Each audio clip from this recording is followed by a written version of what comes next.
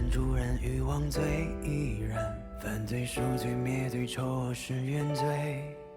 遐想狂想假想妄想难抵挡梦想，思念一念之念，既不愧信念。炫目中心有种力量，昔日繁华变荒诞，烈火里的黑暗，勇者们集结。烈火烫烧不尽谎言，难救除非许下真相降临。看尽世界，所有我所有罪，熄灭或者剩下黑灰。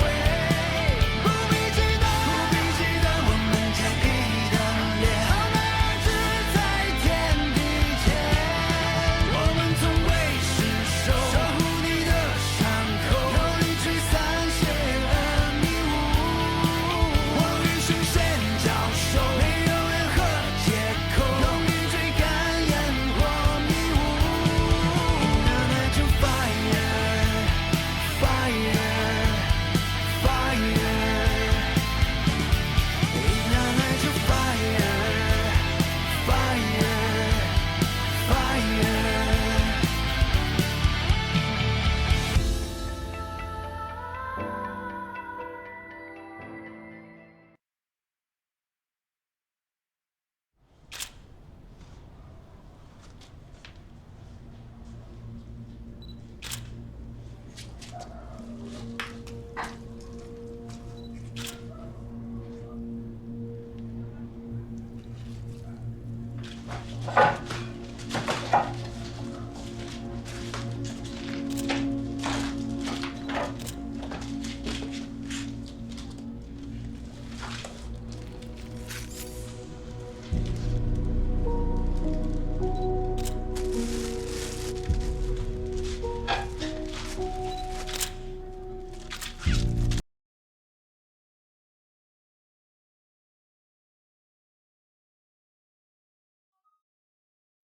上会议送检。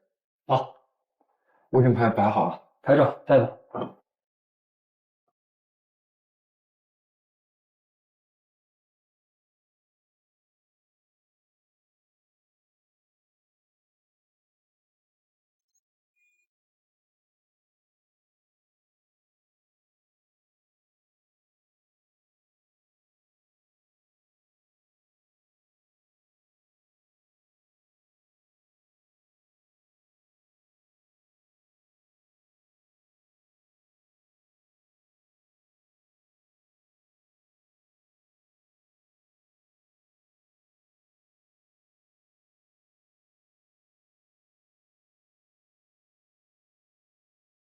行了，对上了啊！这男的叫应有昌，女的叫张玉兰，拿个证袋去。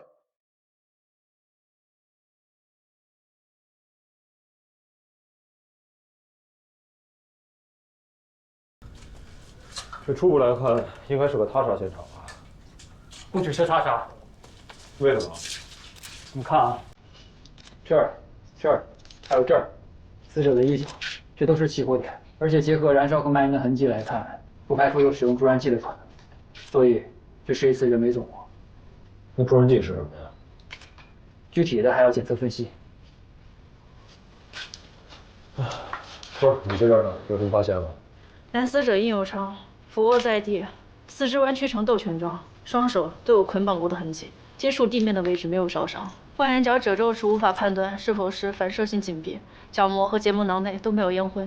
根据以上的情况可以判断，死者生前应该是被捆绑以后俯卧在地，但是无法判断是死前起火还是死后起火。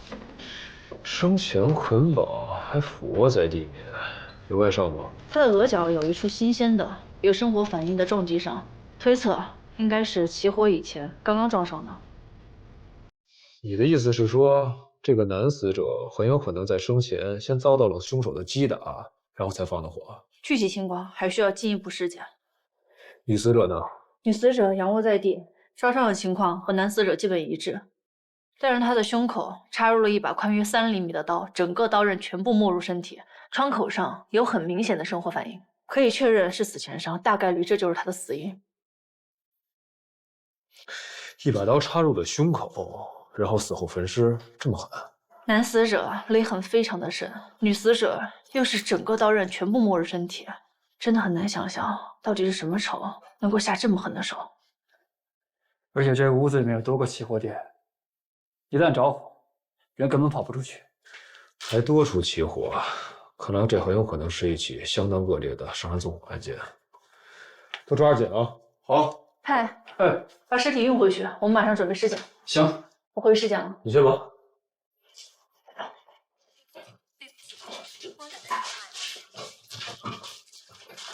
陈队，张玉兰的儿子始终没有接电话。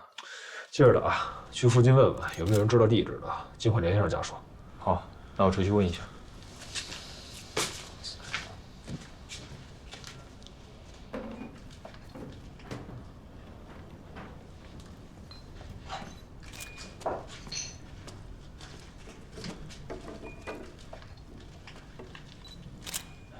这次不拼玻璃，改拼门了。你小时候是不是特别喜欢玩拼图啊？这不为了工作吗？哎，咱们刑侦火调联合小组一家亲啊，这次我帮帮你。行，仔细点，别马马虎虎的啊。我跟你说，就喜欢你这种工作的。从上次你拼那个玻璃，我就看出你人特仔细，那家伙心灵手巧啊。影像回头。哟，工作时间干什么呢？好像你忘了，宣传处那边现在要主推你，让我拍点你平时的照片当素材。也是为了工作嘛。那行不行？帅，帅哈！哎，你这样来，你给我拍一张，到时候留给我宣传用，行不行？回头发给你。辛苦了啊！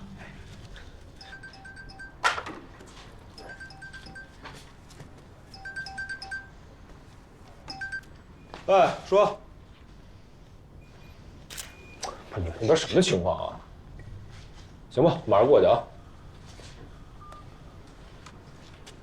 不打扰了啊。那边叫人，你敲没有叫啊？不起来啊！师傅，干嘛？红姐，什么情况？你们去啊？叫了不起来啊？师傅，师傅，醒醒！睡这么死啊？实在不行，黄旗说的还有啥？收起来。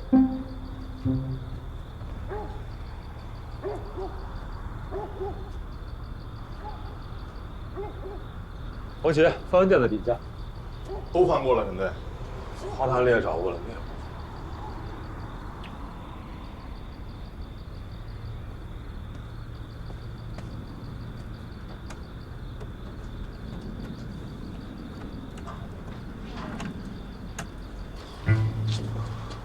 这真没想到，想到你就是队长了。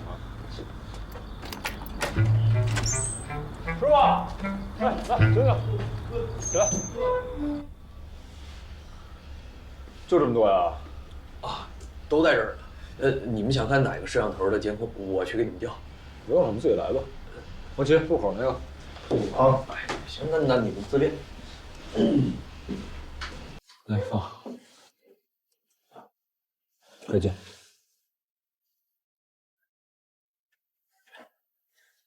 来，再快进。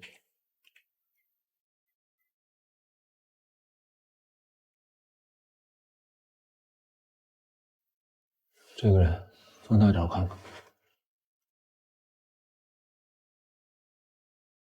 什么也看不清啊，怎么这么模糊？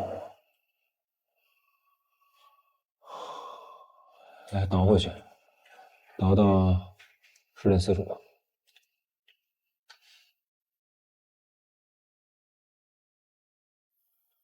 快进。后面就是救火的过程了。查查这个人。这样啊，你俩把这袋子拷备份回去处理一下啊。好。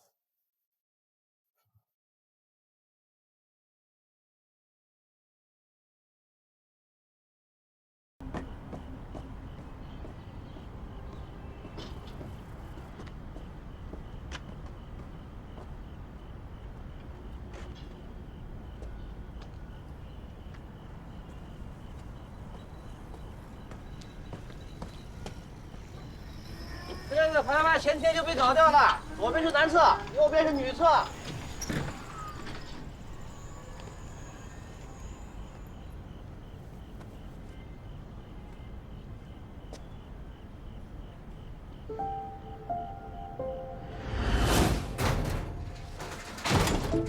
老师，走左边。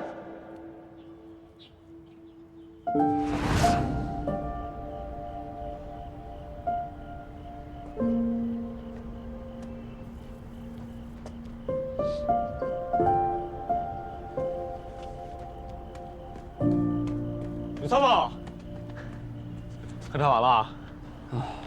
那个，你监控也看完了？看完了，但监控有点模糊，得让技术部处理一下。啊，怎么不进去啊？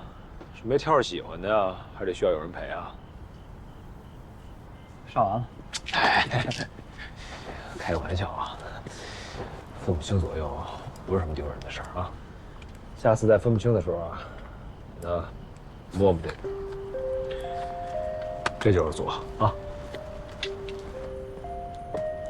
干啥的呀？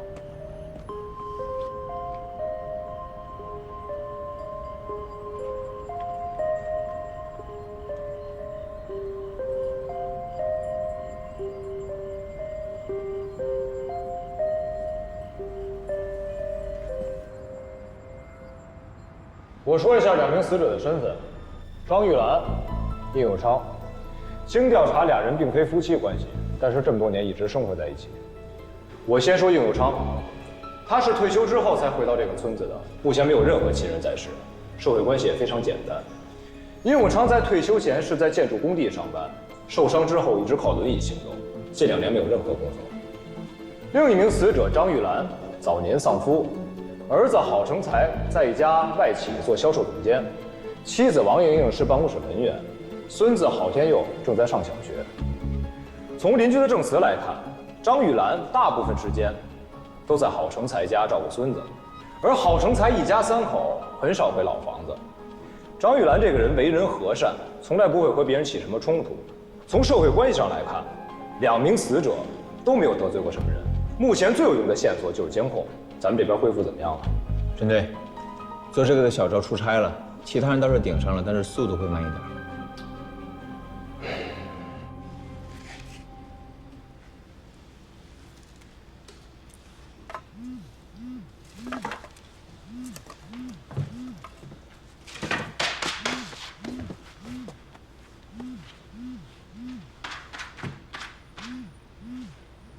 哎，沈队。哎，许参谋。昨天在村委会不是拿到一监控吗？是不是你们毛毛在处理啊？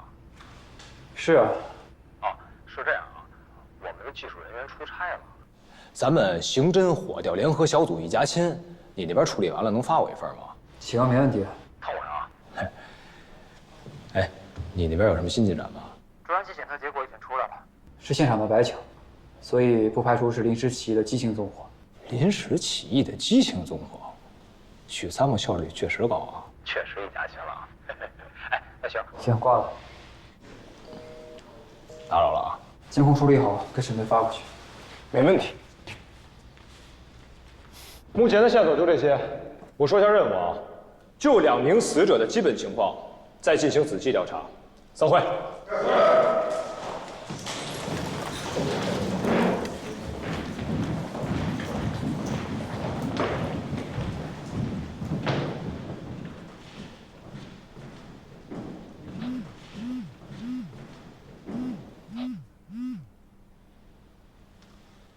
说，沈队，有个自称张玉兰几10年老姐妹的阿姨，非要进去见你。让我进去，我要找你们领导。我就想看看我的老姐妹，我几10年的老姐妹。我听见了，带她来会议室。不是我这玉兰姐就是你不了解情况，阿姨您先别着急，我们沈队待会儿跟您讲。不是谁跟我讲？沈队，我林金香带来了。阿姨，先去会议室。好，给阿姨倒杯水，我马上过去。走，阿姨走，我们先去会议室。他这辈子你知道吗？我跟你讲，他这辈子。沈队，张玉兰的儿子和儿媳已经到了，确实。你去吧，人事下例行询问。让你来，阿姨您先坐。让你受累，姑娘，没事，阿姨您先坐，我去给您倒杯水。哦，来，阿姨您坐。还不知道怎么称呼您啊？啊？这什么？怎么称呼您？啊，我叫林静香，林，树林的那个林。您不知道我是谁呀？这十里八乡您没打听过我是谁呀？您不知道我跟玉兰姐是什么关系啊？我们俩快40年了。我玉兰姐这命可真是不好啊！我跟你说，我跟玉兰姐，我们从小我们住的也近，我们俩一块儿上学，一块儿放学，一块儿做作业。后来她先嫁了人，我记得可清楚了。我后嫁的人，我嫁人那会儿，她给我包了一个红包。我玉兰姐就为了这红包，1个月都省吃俭用，后来就啃那个窝窝头，1个月啃那个。你吃过窝窝头吗？哎呦，我没吃过窝窝头。来，杯水，您喝水。哎，喝水。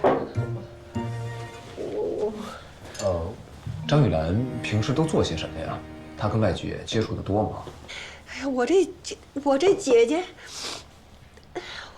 她那会儿她老说她腰疼。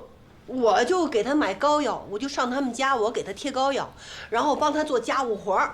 后来他不找我了，我就知道他不找我了，他后来有个后老伴儿叫老应，应有昌，你知道啊？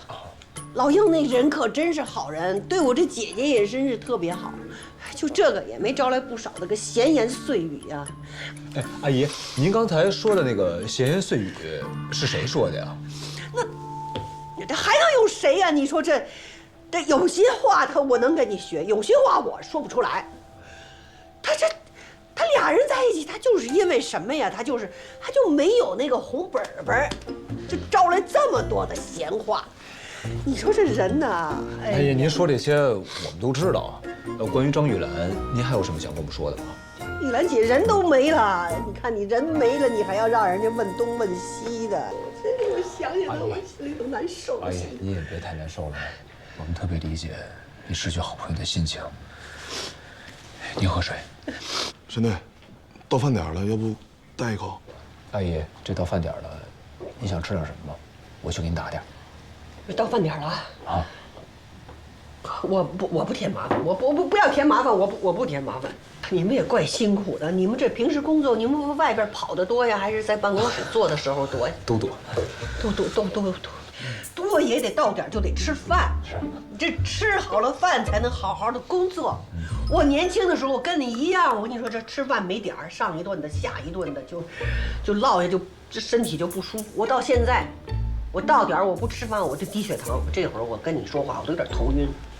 哎呦，那您想吃点什么？您跟我说，我去给您准备。反正我这人我不挑食，其实我到点儿我有碗泡面我都高兴。行，我去给您泡面。按照规定，麻烦配合戴一下口罩。来。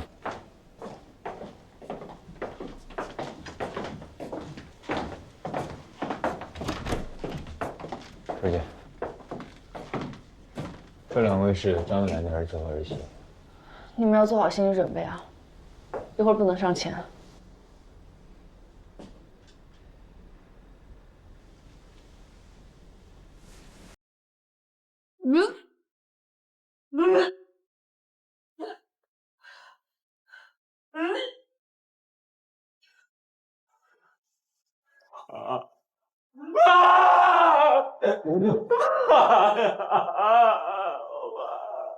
冷静冷静。都受成这样了。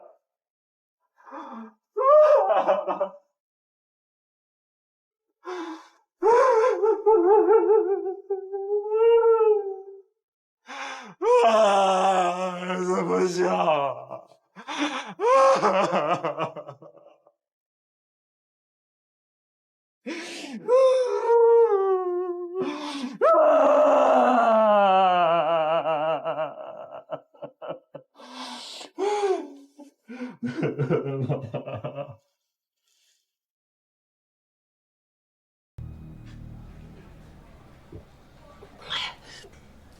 哎，我说小伙子，我跟你说这些东西有用吗？有用，您说这些对我们办案特别有帮助。哎呦，那就好。这面也吃完了，人也舒服多了。这让我想起我跟玉兰姐，我们那会儿在一块儿的时候，我就爱吃泡面，我们俩都爱吃泡面，就是有点可惜，它这个碗实在是太小了，吃不饱。哎呀，您是不是没吃饱啊？那这样，来，您先把我这碗吃了啊。这我碗里面吃的合适吗？没事，你吃吧。兄弟，对，说，郝成才和王毅已经认过尸体了，现在准备询问。你看你这边，我这边还没完事儿呢，先去。郝成才来了。哦，来了，例行询问呢。就这小子，我跟你说，我这玉兰姐呀，就他这儿子。哎，阿姨，他儿子怎么了？他这儿子，我不知道说什么。我跟你说，他儿子跟我儿子，其实他们俩呀一块儿长大的。哎呀，那会儿啊，就说他儿子这么个聪明吧，那么个有出息吧。哼，这些年下来，我没看他有什么出息。我看这长大了以后，我看也不怎么样啊，不就外边打个工啊？就上回，哎，玉兰还跟我说呢，说我儿子是领导啊，那个西装都是特殊定制的，你再定制，你那也是西装啊。要我说他这儿子败家，非给自己花钱买那么一个胸针啊，是啊，晃了晃荡的花那么多钱。因为我跟我儿子就实惠，我跟你说，我就觉得他这儿子败家。你看看，你看，就没有我儿子实在。我儿子那在居委会工作，他也为百十号人服务呢。每到过年过节，我儿子一准儿给我拿鸡蛋、拿面啊，拿牛奶，这多实惠啊！说一下你们的基本情况吧。我叫郝成才，现在在一家外企做销售总监。我承认我平时对家里，尤其对我妈，关心的少了点儿。但是因为我工作太忙了，手底下有一个几十个人的小团队，可是我也不止一次的跟我妈提起过，我说让她搬过来跟我一起住。家里这么大也不是没有地方，可是他就是不同意。他说他在老房子那儿住习惯了，搬走了怕不适应。你说他要听我的话，事也不会像现在这样。还有他那儿媳妇儿啊，追求那富贵生活，说每天都要喝这个燕窝，还得喝2瓶。我看你再喝，你也没给我玉兰姐喝呀。再说了，那燕窝能当饭吃吗？那燕窝要我说还没这泡面实惠呢。我要吃了，你吃什么呀？啊，没事，我再给自己泡一碗。你得吃饭呢，小伙子。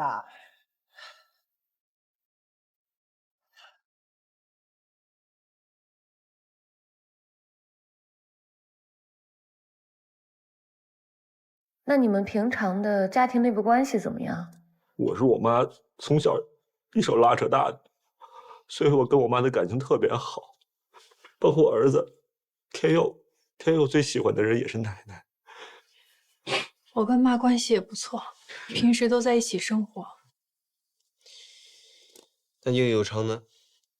我没怎么见过他。我平时很少回老房子那边，所以我跟他不熟。那你妈平常有没有什么仇家，或者说在外面有没有跟人发生过争执？没有，这个绝对没有。我妈平时跟谁都和和气气的，对人都很和善，这周围的邻居全都知道，你们可以去打听一下。昨天晚上你在干嘛？有没有和你的母亲联系过？知不知道家里发生过什么？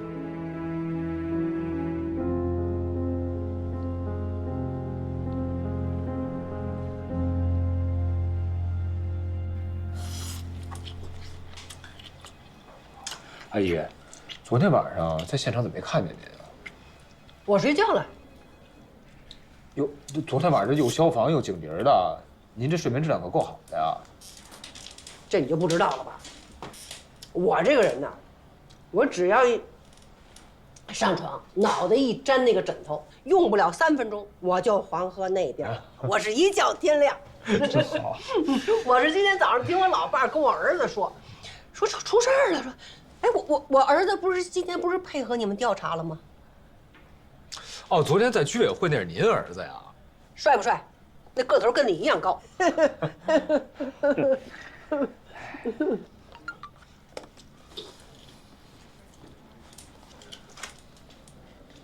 10点到10点半，监控修复内容，请查收。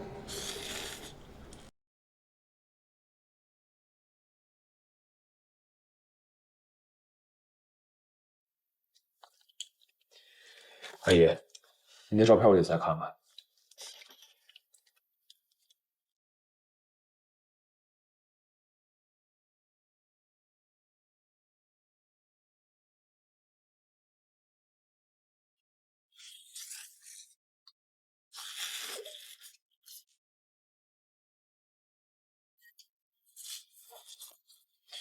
阿姨，你先吃着啊。沈队，德贵，我出彩的，走了，走，跟我去拦他。怎么了，沈队？昨晚10点去死者家人就是郝成才，他交代过了。你看，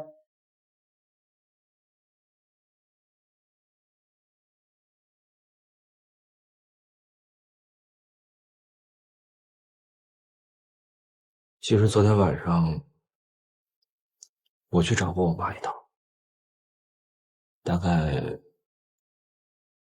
10点钟吧。去干什么呢？不干什么，就是很久没见她了，我去看看她。但是中间发生了一点矛盾，我跟我妈吵了一架，所以我没待多久，大概10点半吧，我就走了。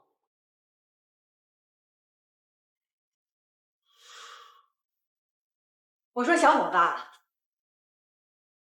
我玉兰姐不是火给烧死了，是不是让人给害死了？阿姨，案件细节我们不方便透露，不过您放心，我们一定会给你一个交代的。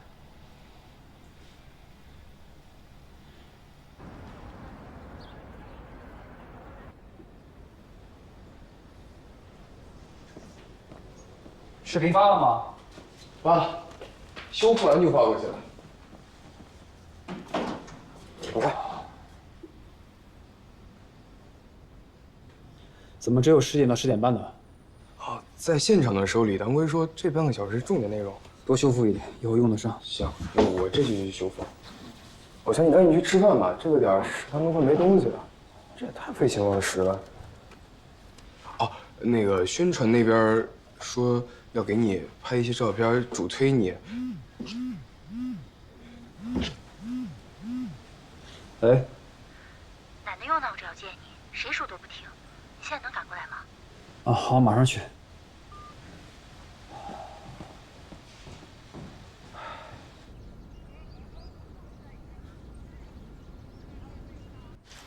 奶奶，你看这个叶子大，这个大。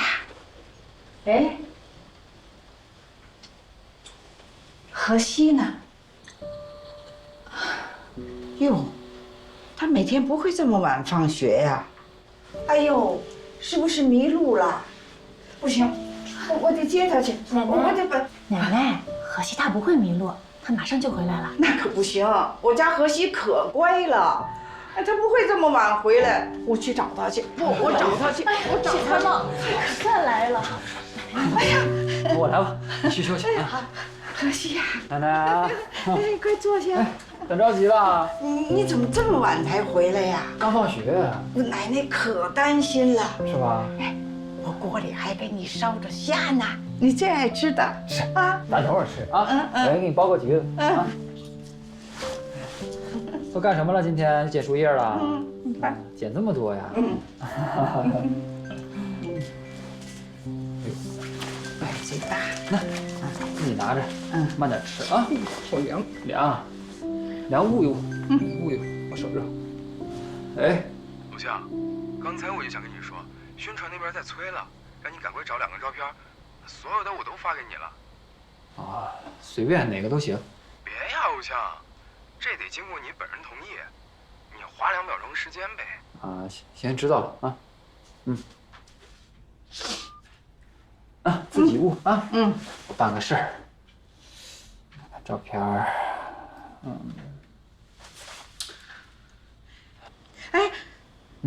荷西，哎呀，荷西呀，你什么时候来看奶奶呀？这个是我，这个不是，看错了。哎，小恒啊，那个荷西什么时候来看奶奶呀？荷西什么时候来看奶奶呀？哎呀，真好，荷西好，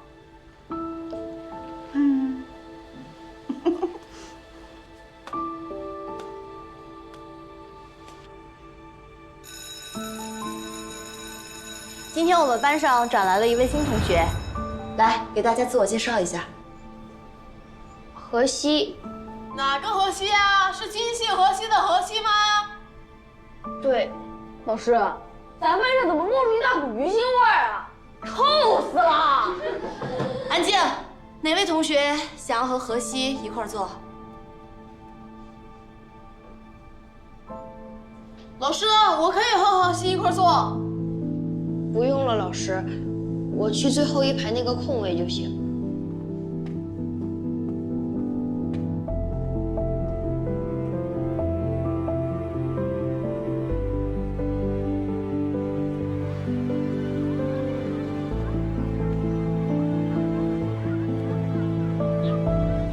奶奶，我回来了。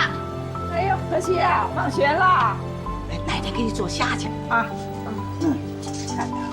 哎呦，给我孙子吃虾，等着啊，一会儿吃虾。好。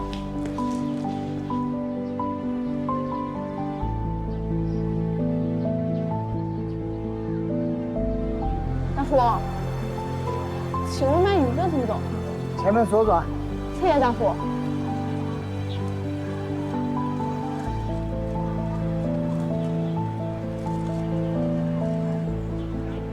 这边是左边。哎呦，原来是个小卖鱼的呀！你要买鱼吗？对啊，我就是来买鱼的。你干什么呢，李少天？别欺负荷西！许航，不是，你有病吧，许航？你别冲动。这种鱼都拿出来卖啊？全都是这种要死不活的。你的钱你干嘛呢？快把别人给放回去！我偏不。凭什么听你的呀？你以为你是谁啊，徐恒？你们别在这闹！叫徐恒去！叫徐恒去！闭上！别叫徐恒去！你别打了！你向前！给我看！你向前！别打了！哎呀，我干什么呢？哎呀，好了，别打了！走走走，赶紧回家！干什么呢？整天给我惹事！奶奶呢？他在家里等我。你怎么跟那家伙一样冲动？我这是为了保护你。哎，用不着。鱼怎么卖啊？这一条。没事没事。它乖得很，不咬人。走。算了，我不买了，不买。不好意思啊，小朋友。你没事吧，何西？谢了。你还是赶紧回家吧。往前走，第一个路口右转，走到底就是大门口。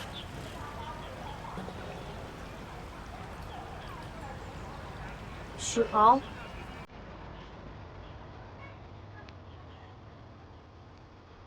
这是左边。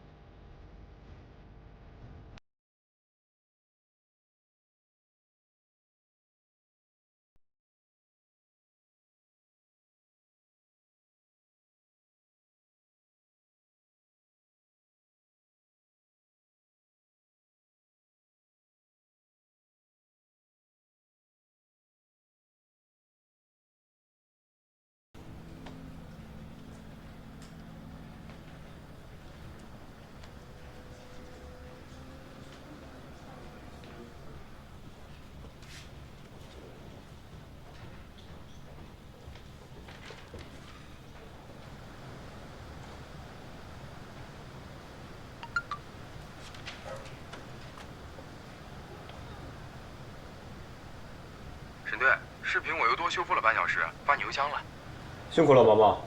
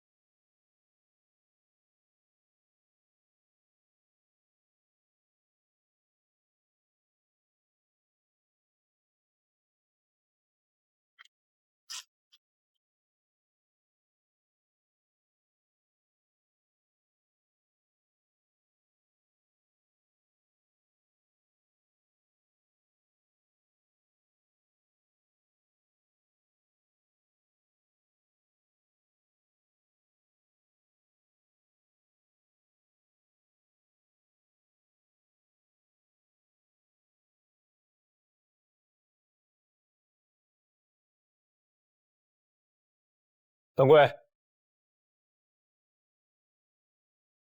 孙队，去把后生菜叫来聊聊。是。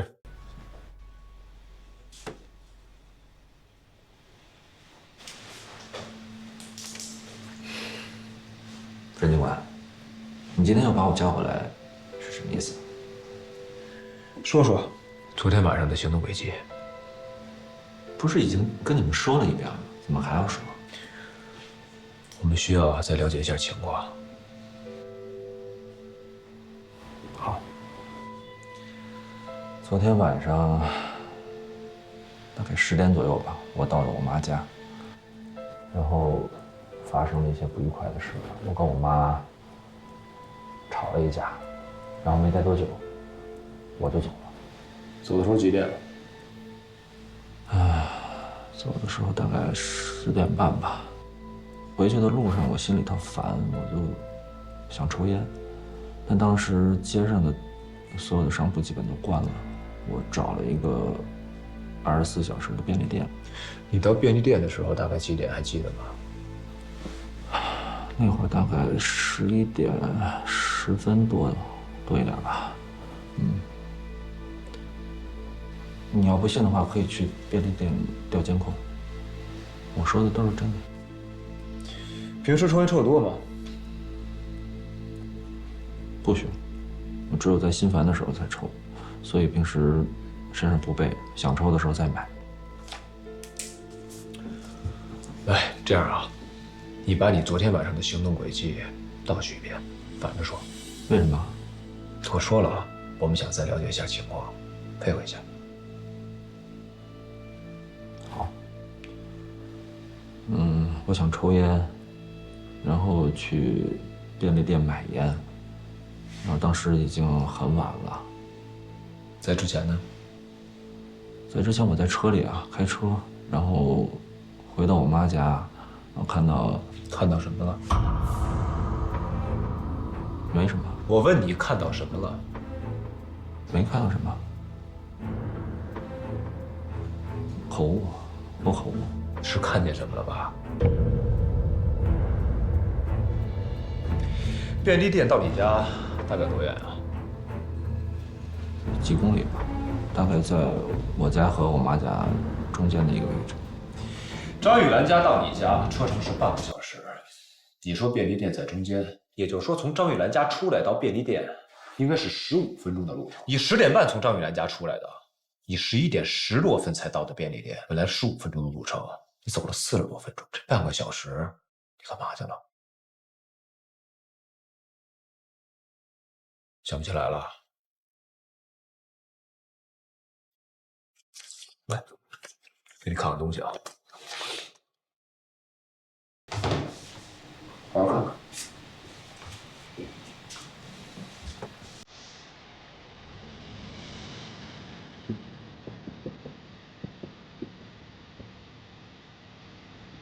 一看到你妈家着火了，你以为你躲在人群里面我就看不见你啊？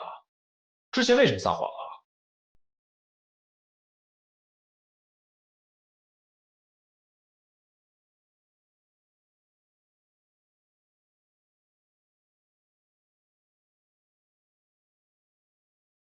对，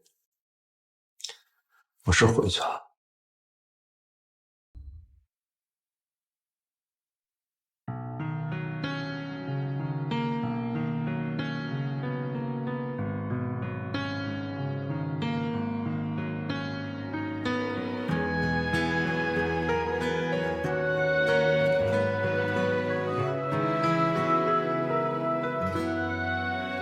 找你的路上经历了无数日落，哪怕多遥远，我也不计较后果。